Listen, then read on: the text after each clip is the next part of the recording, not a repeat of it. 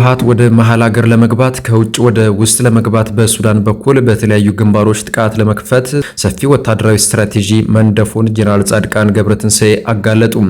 ዱባይ ለኢትዮጵያውያን ማስጠንቀቂያ ሰጠች። የተሰጠው ማስጠንቀቂያ ጥብቅና የመጨረሻ ነው ተብሏል። ተሰሙታላችሁ። የምዕራባውያን ሴቶች እየታሉ ሲሉ የህወሓት ምክትል ሊቀመንበር አቶ አማኑኤል አሰፋ ጠየቁ። ምክትል ሊቀመንበሩ የአሜሪካ መንግስትና የአውሮፓ ህብረትን ጨምሮ የምዕራባውያን ዲፕሎማቶች ከቅርብ ጊዜ ወዲህ ትግራይን በተመለከተ ያዙት አቋም ለኢትዮጵያ መንግስት የወገነና ከባድ አደጋ ያለው ነው ሲሉ አስጠንቅቀዋል። በደቡብ አፍሪካ ዋና ከተሞች ውስጥ የውጭ ሀገር ዜጎችንና ስደተኞችን ኢላማ ያደረገ ሰፊና የተቀናጀ የተቃውሞ ሰልፍ መነሳቱን ተከትሎ በሀገሪቱ ከፍተኛ አለመረጋጋት፣ ውጥረትና ስጋት መንገሱ ተገልጿል። እስራኤል ራሴን ችዬ እዋጋለሁ ስትል አስታወቀች። የእስራኤሉ መከላከያ ሚኒስትር ከኢራን ጋር ዳግም ወደ ጦርነት በቀናት ውስጥ ልንገባ እንችላለን፣ አይዲኤፍ ዝግጅት እንዲያደርግም ትዕዛዝ ሰጥቻለሁ ሲሉ ገልጸዋል። በዝርዝር ይዘነዋል።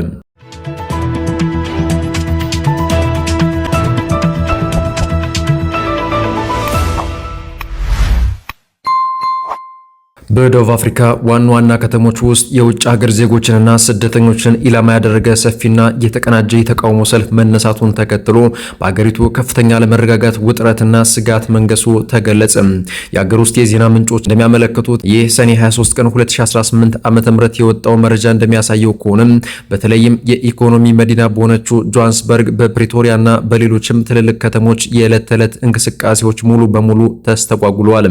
ተቃዋሚዎቹ ሰልፈኞች ወደ አደባባይ የወጡ ስደተኞች የሥራ ዕድላችንን ቀምተውናል፣ ለደቡብ አፍሪካውያን የሚገባውን ጥቅም አሳጥተውናል፣ እንዲሁም በሀገሪቱ ለተስፋፋው የወንጀል መጠን መጨመር ዋነኛ ምክንያት ናቸው የሚሉ መፈክሮችን በማንገብ ነው። መጀመሪያ ላይ ሰላማዊ ተቃውሞ መስሎ የጀመረው ይህ እንቅስቃሴ በአጭር ጊዜ ውስጥ መልክ በመቀየር ወደ አመጽና ወደ አስገዳጅ እርምጃዎች ተሸጋግሯል።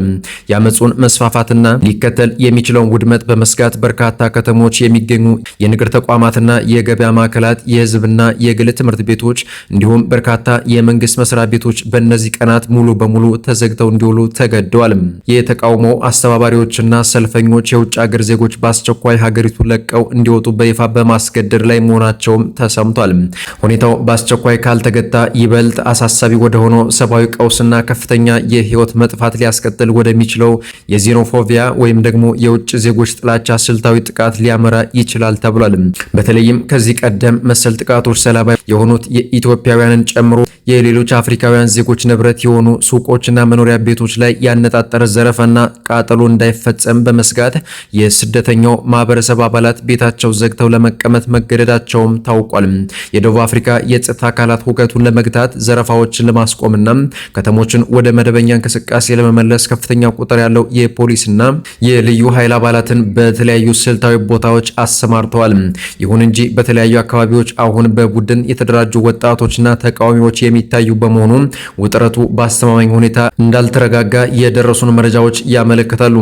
የተጎጂ ማህበረሰብ አባላትና የዲፕሎማቲክ አካላት የደቡብ አፍሪካ መንግስት የስደተኞችን ደህንነት ለመጠበቅና ሕግና ስርዓትን ለማስከበር ከዚህ በላይ ጠንካራ እርምጃ እንዲወስድ በመጠየቅ ላይ ይገኛሉ ተብሏል።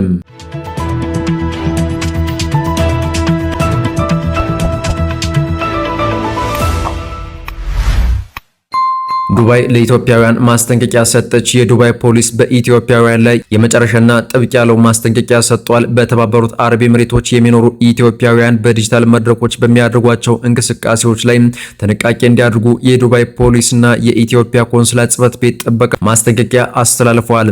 ይህ ማስጠንቀቂያ የተሰጠው በትውልድ ኢትዮጵያውያን መካከል በማህበራዊ ሚዲያ ላይ እየተደረጉ ያሉ አንዳንድ ህገወጥ ድርጊቶችን ለመከላከል ነው ብለዋል። የዱባይ ፖሊስና የኢትዮጵያ ኮንስላ ጽሕፈት ቤት በጋራ ባዘጋጁት መድረክ እንደተገለጸው በአረብ ኤሚሬቶች የሳይበር ወንጀል ህገ መሰረት የሚከተሉ ድርጊቶች ከፍተኛ ቅጣት እንደሚያስከትሉ ተገልጿል። የመጀመሪያው የጥላቻ ንግግር ሲሆን በማህበረሰቡ መካከል መከፋፈልን፣ ጥላቻንና ንቀትን የሚያንጸባርቁ የብሔር ፖለቲካ ቅስቀሳዎችን ሶሻል ሚዲያ ላይ መለጠፍ ነው ተብሏል። ሁለተኛው ደግሞ ስድብና ስም ማጥፋት ሲሆን ግለሰቦችን ወይም ተቋማትን በቪዲዮ በጽሁፍ ወይም በኮሜንት መዝለፍና ስም ማጥፋት በህግ የተከለከለ እንደሆነ ተገልጿል። ሌላኛው ደግሞ ያለ ፍቃድ ፍቃድ መረጃ ማውጣት ሲሆን የግለሰቦችን ግላዊነት የሚነኩ ምስሎችን፣ ቪዲዮዎችን ወይም መረጃዎችን ያለ ፍቃድ ማሰራጨት በሕግ የሚያስቀጣ እንደሆነ ነው የተገለጸው። በሌላ በኩል የገንዘብ ማሰባሰብ ሲሆን ያለ መንግስት ፍቃድ በማህበራዊ ሚዲያ በኩል በስምምነት ገንዘብ ማሰባሰብ በኤምሬትስ ሕግ የተከለከለ መሆኑን በጥብቅ አሳስቧል።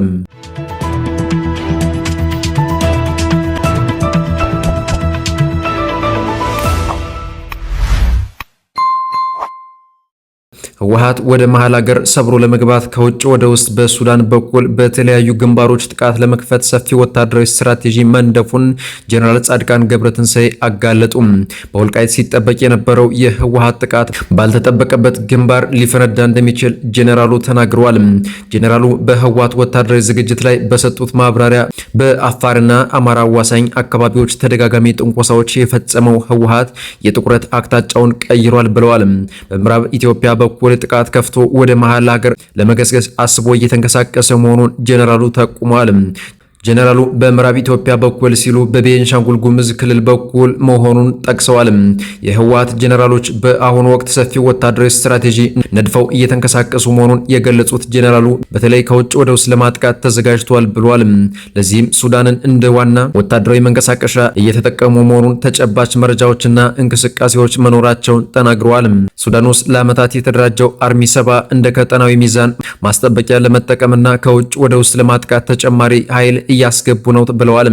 በቅርቡ አርሚ 13 ወደ ሱዳን መሻገሩን ያረጋገጡት ጀነራሉ ሌሎች ተጨማሪ አርሚዎችም ሊጨመሩ እንደሚችሉ ፍንጭ ሰጥተዋል።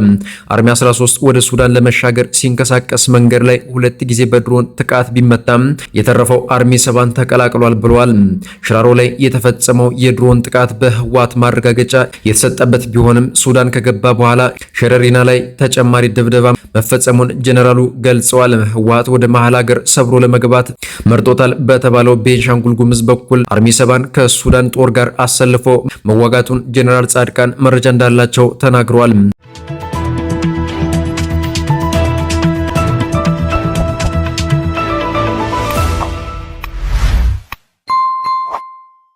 የእስራኤል መከላከያ ሚኒስትር ከኢራን ጋር ዳግም ወደ ጦርነት በቀናት ውስጥ ልንገባ እንችላለን ሲሉ አስታወቁም። አይዲኤፍ ዝግጅት እንዲያደርግም ትዕዛዝ ተሰጥቶታል ሲሉ ሚኒስትሩ እስራኤል ካትስ ገልጸዋል። ኢራን ምንም አይነት ሚሳኤል ወደ እስራኤል ካስወነጨፈች አጻፋው የማያዋልድ ይሆናል ያሉት ካትስ በቀናት ውስጥ ምናልባትም ነገ ወደ ጦርነት ልንመለስ እንችላለን በሚል አሳስቧል። ከአሜሪካ ጋር እየተደራደረች ወደ እስራኤል ጥቃት የማድረስ ፍላጎት ኢራን አላት ሲሉም እስራኤል ካትስ ገልጸዋል።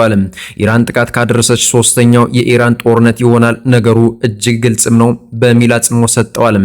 እስራኤል ሚሳኤል ሲወነጨፍባት አደገኛ ምላሽ ሳትሰጥ አታልፈውም የሚል መረጃም ሚኒስትሩ አጋርተዋል።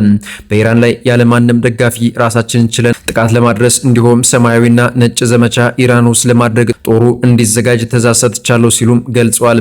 ብሉ ኤንድ ዋይት ዘመቻ በእስራኤል ጦርና ፖለቲከኞች ራስን ችሎ ማጥቃት የሚል ትርጓሜ ይሰጠዋል መባሉን ፎክስ ኒውስን ጠቅሰው ኤምቢሲ ዘግቧል።